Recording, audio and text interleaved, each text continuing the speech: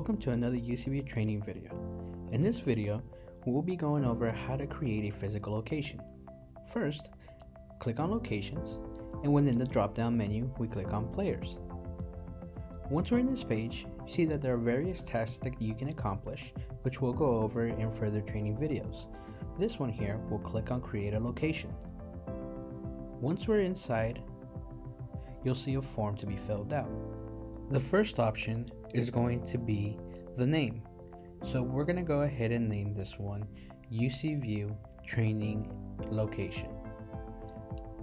Now you will see that it's going to allow you to select hours of operation along with days of operation. So here you can have it set to 24/7, or you can edit the opening and closing times for your location. For this example, we're going to go ahead and have it open right around 8 a.m. and close at 5 p.m.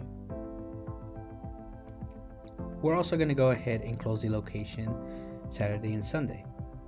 We want to go ahead and make sure that we select the correct time zone, along with also typing in the physical address.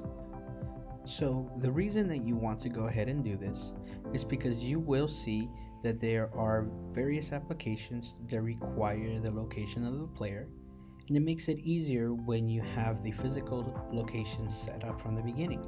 You can also view it on the map for easy referencing. Now you also have the ability to allow an automatic restart on the players, along with scheduling the updates between specific times, so that way you save bandwidth within the player, or you can just do it at any time that a schedule has been updated. So once we click save, the location has been set up. In the next video, we'll go over how to add players. If you do have any questions, please don't hesitate to jump on the chat, give us a call, or fill out a ticket. Thank you for watching, and we'll see you in the next training video.